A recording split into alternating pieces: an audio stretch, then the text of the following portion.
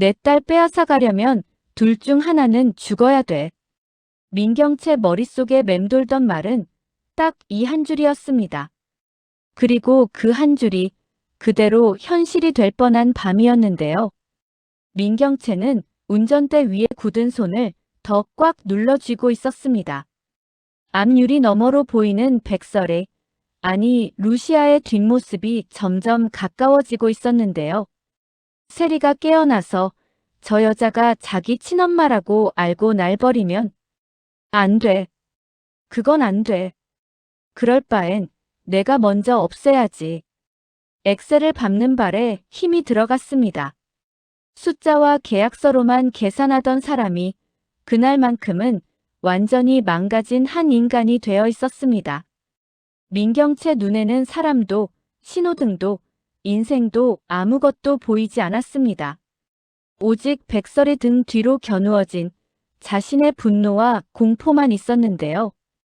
엄마는 자식을 빼앗기면 안 돼. 그건 엄마가 아니야.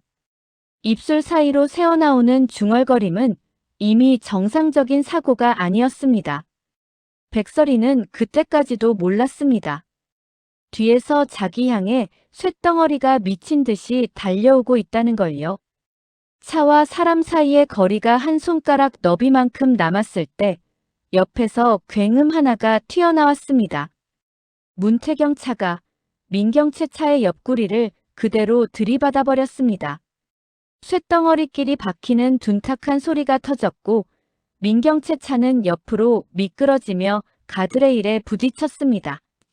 앞범퍼는 벽을 긁으며 돌았고 백설이가 서 있던 쪽과의 각도는 미세하게 비켜 나갔습니다. 백설이는 겨우 몸을 돌려 뒤를 보는 순간 눈앞에서 차 두 대가 얽히는 장면을 그대로 보게 됐습니다. 태경 씨.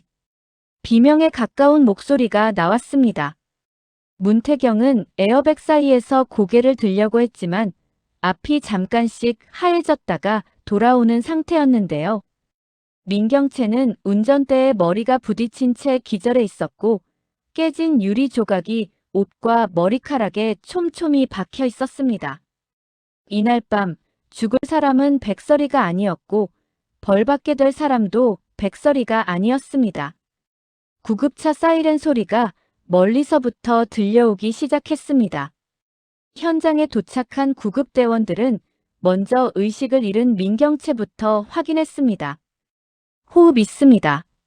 맥도 잡혀요. 기도 확보하세요. 태경 쪽으로 다가간 대원이 다시 외쳤습니다. 이쪽 운전자도 의식 희미하게 있습니다. 응급실로 같이 이송합니다. 백설이는 손등에 스치는 유리 조각 따위 신경 쓸 겨를도 없이 문태경 이름만 찾고 있었습니다. 태경 씨, 눈 좀 떠봐요. 문태경은 눈꺼풀을 겨우 들었습니다. 괜찮아요, 루시아 씨. 괜찮긴 뭐가 괜찮아요. 지금 뭐 하신 건지 알아요? 왜 제 앞으로 들어와요, 왜? 문태경은 말 대신 시야 끝으로 백설이가 멀쩡히 서 있는 걸 확인하고 안도의 숨을 길게 내쉬었습니다. 그게 전부였습니다. 그때였습니다. 늦게 도착한 경찰차에서 형사 둘이 내려 현장을 둘러보기 시작했는데요. 차량 파손 상태, 브레이크 자국, 주변 블랙박스 위치까지 빠르게 훑어보던 형사 한 명이 중얼거렸습니다. 저 각도로 들어왔으면 사람 치겠다는 의도였다고 봐야지. 그 말은 오늘 밤 사고가 단순한 사고로 끝나지 않을 거라는 신호였습니다. 병원 응급실 앞은 잠시 전쟁터처럼 분주했습니다.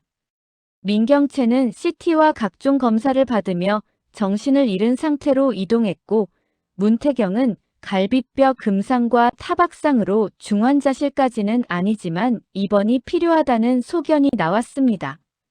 백설이는 치료보다 경찰과의 첫 진술부터 해야 했습니다. 그쪽이 백설의 씨 맞으시죠? 루시아 대표님. 네. 형사가 노트를 펴고 물었습니다. 사고 직전에 상대 차량이 어떤 방향으로 움직였는지 기억나십니까? 직선이 아니었어요. 분명 저를 향해서 일부러 방향을 꺾었어요. 확실합니까? 백설이는 잠깐 눈을 감았다 떴습니다. 머릿속에 민경채가 자신을 바라보던 눈빛들이 주마등처럼 스쳐 지나갔습니다. 네. 그 얼굴 보였거든요. 죽여버리겠다는 눈이요. 형사는 고개를 끄덕이며 말했습니다. 민 사모님 차량 블랙박스도 확보했습니다. 정확한 영상은 분석해야겠지만 현장 상황만 보면 살인 의도가 있었는지 여부 따져보게 될 겁니다. 살인 의도요? 백설이는 그 단어를 들으니 오히려 차분해졌습니다. 이제는 말로만 엄마니까 지킨다고 외치던 민경채의 광기가 제자리를 찾아가는구나. 그런 생각이 들었기 때문입니다.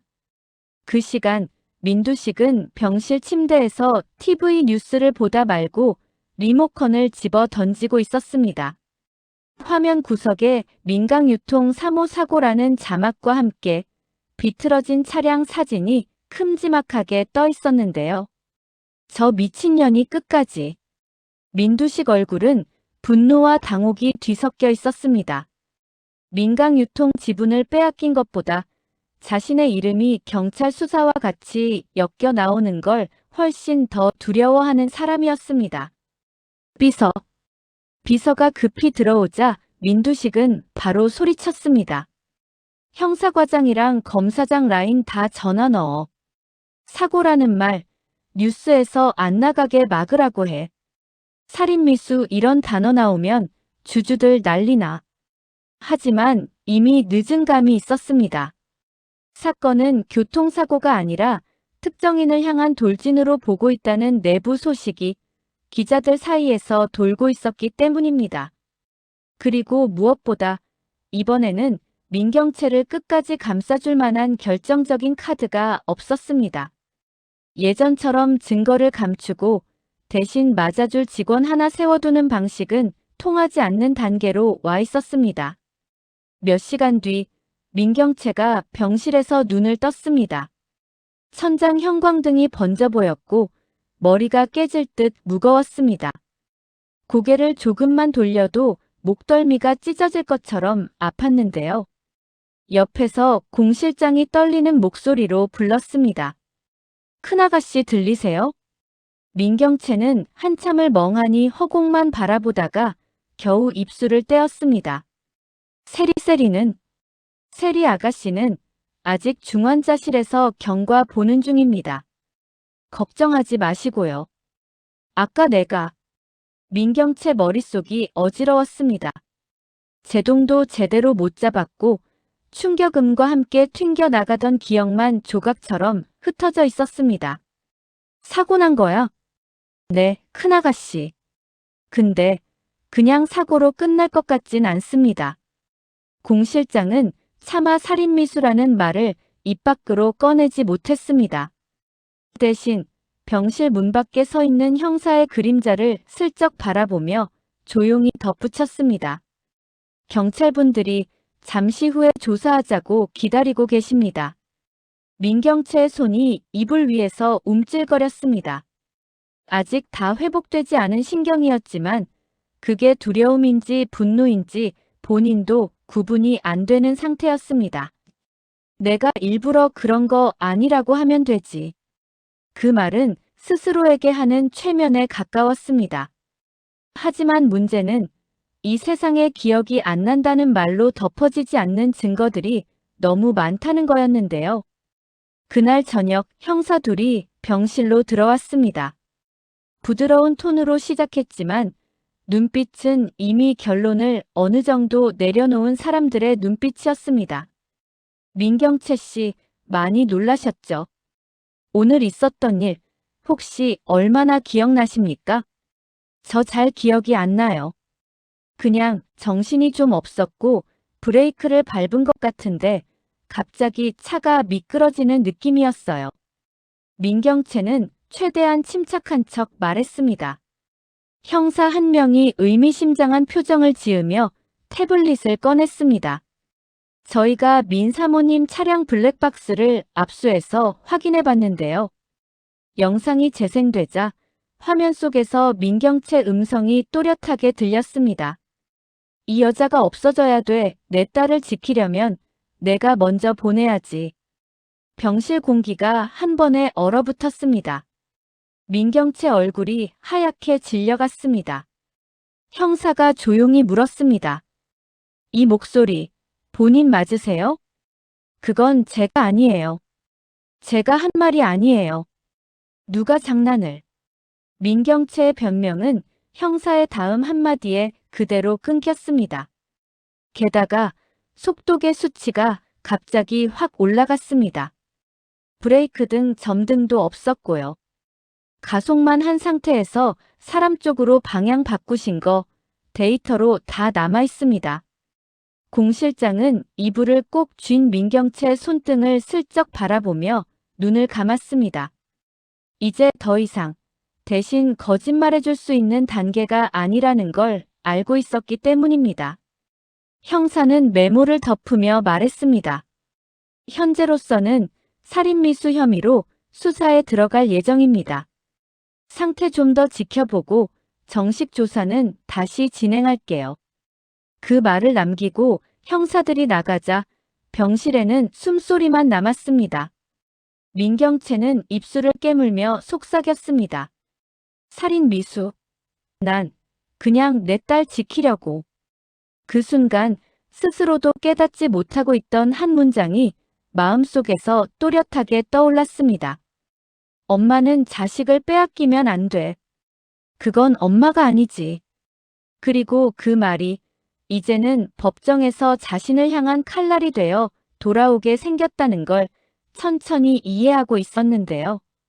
그 시각 중환자실에서는 민세리가 아주 느릿하게 숨을 고르고 있었습니다.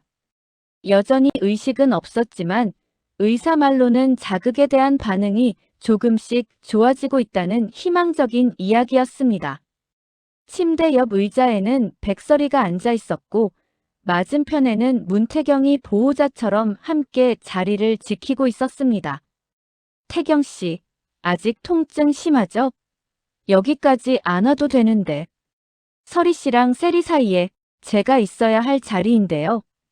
원래부터. 문태경 말투는 여전히 담담했지만 갈비뼈 쪽을 감싸고 있는 압박붕대 때문에 숨을 들이쉴 때마다 얼굴이 살짝 일그러졌습니다. 백설이는 침대 위에 누운 민세리 얼굴을 오래 바라보다가 조용히 손등을 쓰다듬었습니다. 미소도 마지막에 이렇게 누워 있었을까요? 갑자기 새어나온 말에 문태경이 고개를 돌렸습니다. 루시아 씨. 그땐 제가 아무것도 못했어요. 그 아이가 옥상에서 떨어졌을 때도 병원에 실려왔을 때도 다 끝난 뒤에야 무슨 일이 있었는지 들었거든요. 내가 엄마면서 아무것도 못 봤어요. 손끝이 떨렸습니다. 백설이에게 엄마라는 단어는 아직도 죄책감과 실패의 기억을 함께 끌고 오는 단어였습니다. 근데 이번엔 세리를 이렇게라도 잡고 있으니까 미수한테 덜 미안한 건지 더 미안한 건지 모르겠어요. 문태경은 잠시 입을 다물고 있다가 말을 꺼냈습니다. 미소 씨가 살아있었으면 지금 루시아 씨한테 뭐라고 했을까요? 아마 엄마 또 나 때문에 울어요? 이랬겠죠. 제 앞에서는 늘 그렇게 웃던 애였거든요. 백설이는 억지로라도 웃음을 만들어 보려 했지만 금방 눈가가 젖어버렸습니다. 이번엔요. 최소한 한 아이는 제 손으로 지켜보고 싶어요. 누가 뭐라 해도, 누가 제 자리 뺏어가려 해도, 세리가 날 뭐라고 부르든 상관없어요. 그냥 살아있기만 하면 돼요. 그때였습니다. 손가락이 아주 미세하게 움직였습니다. 백설이는 본능적으로 고개를 들었습니다. 태경 씨 방금 손 봤어요? 네. 또 한 번 손가락이 작게 움찔거렸습니다. 그리고 아주 긴 시간 끝에 민세리가 힘겹게 눈꺼풀을 들어 올리기 시작했습니다. 흐릿한 불빛, 섞인 소리들, 어딘지 모르게 낯선 공기. 민세리는 숨을 깊게 들이마시려다가 목 안쪽이 따갑게 타들어가는 듯한 통증에 기침을 연달아 쏟아냈습니다. 백설이가 급히 산소 마스크를 고쳐 잡았습니다. 세리야, 괜찮아. 여기 병원이야. 천천히 숨 쉬어봐. 민세리는 시야를 가득 채운 흰 천장 대신 옆에서 들려오는 여성 목소리에 집중하려 했습니다. 어딘가 익숙하면서도 또 낯선 온도였습니다. 눈이 조금 더 떠지자 흐릿한 윤곽이 잡혔습니다. 자기를 내려다보며 울먹이는 루시아 얼굴이었습니다. 엄마. 목소리는 가늘었지만 단어는 또렷했습니다. 백설이는 순간 몸이 굳는 느낌을 받았습니다. 자기도 모르게 입술을 꽉 깨물었습니다. 그래. 엄마 여기 있어. 세리야, 괜찮아. 많이 아팠지? 옆에서 지켜보던 문태경도 눈을 크게 떴습니다. 엄마라는 호칭이 누구를 향한 것인지 너무 분명했기 때문입니다. 몇 분 뒤 의료진이 간단한 확인을 마치고 나가자 병실에 다시 세 사람만 남았습니다. 문태경은 일부러 한 발 물러나 둘 사이의 공간을 비워두었습니다. 세리야, 기억나는 거 있어? 불연기 숨이 안 쉬어졌어요. 그때 누가 절 안아줬거든요. 엄청 따뜻했는데. 민세리는 힘들게 말을 이어가다가 고개를 돌려 루시아를 마주봤습니다. 꿈인 줄 알았는데 진짜였네요. 엄마가 절 꺼내줬어요? 백설이는 대답 대신 손을 꼭 쥐어주었습니다. 그래. 내 옆에 있을 사람. 이제라도 제대로 있어 보려고. 잠시 후 병실 문이 살짝 열리더니 공 실장이 얼굴만 내밀었습니다. 저 세리 아가씨 의식 찾았다는 말 듣고 큰아가씨도 오시겠다고. 그렇게 말이 채 끝나기 전 민경채가 거의 비틀거리며 병실 안쪽으로 들어왔습니다. 목에 깁스를 한 채였고 얼굴에는 아직 붕대 자국이 남아 있었습니다. 세리야. 민경채 목소리가 병실 공기를 가르듯 울렸습니다. 민세리는 놀라서 고개를 돌렸다가 잠시 멈칫했습니다. 언젠가까지는 엄마였던 얼굴이 눈앞에 서 있었습니다. 하지만 입술에서 나온 단어는 예전과 달랐습니다. 언니. 민경채의 발걸음이 그 자리에서 멈췄습니다. 뭐라고? 언니, 오셨어요? 민세리는 조심스럽게 말을 이었습니다. 여기까지 오시기 힘들었을 텐데 괜찮으세요? 엄마라는 호칭이 빠져있는 어색할 정도로 차분한 존칭이었습니다.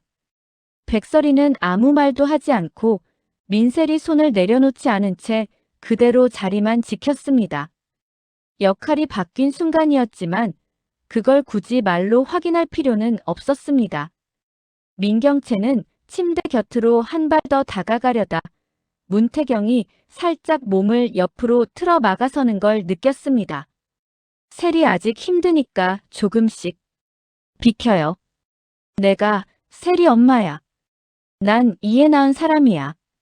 민경채 목소리에는 초조함과 공포가 엉켜 있었습니다. 자기가 그토록 붙잡고 싶었던 자리가 눈앞에서 미끄러져 나가는 기분이었습니다. 민세리는 눈을 감았다가 떴습니다. 언니 저 이제 다 알아요. 뭘 안다는 거야? 백미소 그 이름 다 들었어요. 옥상에서 떨어진 아이, 언니 딸이었다면서요. 민경채 얼굴이 순식간에 굳었습니다. 누가 그런 소리를 그건. 저 때문이었죠. 제가 시킨 애들이 그 언니를 괴롭혔고 언니는 결국. 민세리는 손을 꽉 움켜쥐었습니다. 언니가 입 막으려고 사건 덮은 것도 다 알고 있어요. 저 대신. 민경채는 숨이 턱 막히는 듯 했습니다. 그래서 언니가 저를 그렇게 붙잡은 거죠. 죄책감이든 욕심이든 그건 잘 모르겠는데요. 민세리는 잠시 숨을 고르고 말했습니다. 하지만 이제는 저도 제 엄마 선택할 수 있을 것 같아요. 민경채가 떨리는 목소리로 물었습니다. 그게 무슨 말이야? 세리야, 난 너 키웠어. 내가 아픈 날마다 끌어안고 울던 사람 나야. 루시아 그 여자는 내 앞에서 몇 년이나 있었어. 민세리는 고개를 돌려 두 사람을 번갈아 보았습니다. 언니가 저 키워준 거 고맙게 생각해요. 그건 변하지 않아요. 그리고 그녀의 손이 아주 자연스럽게 옆으로 뻗어 백설의 손을 다시 움켜쥐었습니다. 근데요, 제가 죽을 뻔한 그날 밤 숨먹기 직전에 붙잡은 손이 이 손이었어요. 연기 속에서 제 귀에 들린 목소리도 이 사람이었고요. 민세리는 힘겹게 미소를 지었습니다. 그래서인지 눈 떴을 때 제일 먼저 떠오른 말이 엄마였어요. 그게 어디서 나온 건지는 모르겠는데 그냥 그랬어요. 백설의 눈에서도 눈물이 흘렀습니다. 세리야, 저 이 사람 엄마라고 부르고 싶어요. 언니가 뭐라고 하든. 민경채는 다리가 풀리는 듯 침상 난간을 꽉 붙잡았습니다. 그러면 난. 민세리는 잠시 망설이다가 천천히 대답했습니다. 언니는 민강에서 저를 키워준 어른으로 기억할 거예요. 근데 제가 기대고 싶고 매달리고 싶은 엄마는 이제 한 명이면 충분해요. 그 말은 곧 선을 긋겠다는 선언이었습니다. 병실 안 공기가 무겁게 내려앉았습니다. 공 실장은 문 뒤에서 그 말을 모두 듣고 있었고 작은 한숨을 내쉬며 눈을 감았습니다. 이제 엄마 자리는 숫자대로 정리되어 가고 있었는데요. 며칠 뒤 민경채에 대한 구속영장이 청구됐습니다. 혐의는 살인미수, 과거 증거인멸, 백미소 사건 관련 업무방해. 방 안에서 울부짖는다고 바뀔 수 있는 건 아무것도 없었습니다. 구속 전 피의자 신문을 앞둔 날 민경채는 차가운 포승줄 대신 아직은 자유로운 손으로 단 한 곳을 먼저 찾아갔습니다. 백미소 납골당. 사진 속에서 여전히 앳된 얼굴로 웃고 있는 아이를 한참 바라보던 민경채는 허공을 향해 중얼거렸습니다. 내가 내 딸이었대. 웃기지. 나도 이제야 안다. 웃음인지 울음인지 모를 소리가 섞였습니다. 내가 내 딸이었으면 내가 왜 그 애를 그렇게까지 지키려고 했는지 조금은 이해가 되긴 한다. 내 자리 대신 가져다 앉힌 애니까. 민경채는 손등으로 눈물을 훔치며 말을 이었습니다. 미안하다고 1000번 말해도 모자랄 거 알지만 지금 내게 남은 벌이라곤 세리까지 놓치는 것뿐인가 보다. 그게 내가 내게 준 벌이겠지. 그날 저녁 민경채는 결국 구속이 결정됐습니다.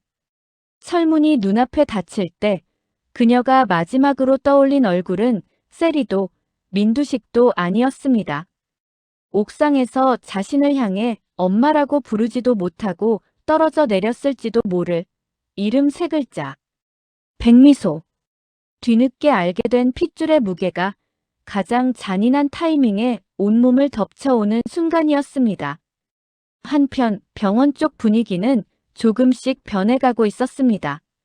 민세리는 일반 병실로 옮겨졌고 재활치료와 정신과 상담을 병행하기 시작했습니다. 연기 흡입으로 인한 폐 손상은 시간이 걸리겠지만 의사들은 젊어서 회복 가능성이 높다고 말해주었습니다. 하루는 상담을 마치고 돌아온 민세리가 병실 창가에 서 있는 백설이를 불렀습니다. 엄마.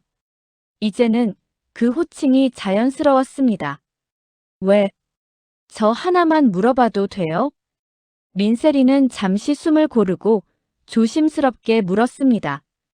만약 그날 제가 불 속에서 못 나왔으면 엄마는 저 대신 누구를 미워했을 것 같아요? 백설이는 잠시 말이 막혔습니다. 미워할 사람 너무 많았죠. 나한테 아이를 바꿔치기 한 사람들, 내 인생 갖고 장난친 어른들, 그리고 아무것도 몰랐다는 핑계로 다 넘어가려 했던 나까지. 근데요. 백설이는 천천히 자리로 돌아와 민세리 옆에 앉았습니다. 미소 보내고 나서 깨달은 게 있어요. 누굴 미워한다고 해서 죽은 애가 살아 돌아오는 건 아니라는 거요. 그러니 이번에는 살려낸 애 붙잡고 살아보자는 쪽으로 마음을 바꿔보기로 했어요. 민세리는 그 말을 듣고 한참을 아무 말 없이 앉아있다가 아주 작게 웃었습니다. 그래서요, 엄마. 응. 저 나중에 퇴원하면 이름 바꾸고 싶어요. 이름. 민세리 말고 백세리. 엄마 성으로 바꾸고 싶어요. 괜찮아요? 백설의 눈이 또 한 번 젖었습니다. 그럼 나보고 계속 책임지라는 거네. 네. 도망 못 가게요. 두 사람 사이에 처음으로 약간의 장난기가 섞인 웃음이 오갔습니다. 피보다 진한 정이라는 게 있다면 아마 이런 시간을 말하는 거겠지요. 이야기는 여기서 끝나지 않습니다. 민두식 재판은 이제 시작일 뿐이고 김선재는 자기 살 길 찾겠다고 또 다른 배신을 준비하고 있을 테고 공 실장은 20년 동안 묻어둔 진실에 대해 법정에서 어떤 말을 하게 될지 아직 모릅니다. 그리고 무엇보다 세리는 아직 자기 죄에 대한 공식적인 사과를 세상 앞에 하지 않았습니다. 백미소 이름을 직접 입에 올리고 제가 그날 잘못된 선택을 했습니다라는 말을 해야 할 날이 분명히 다가오고 있었는데요.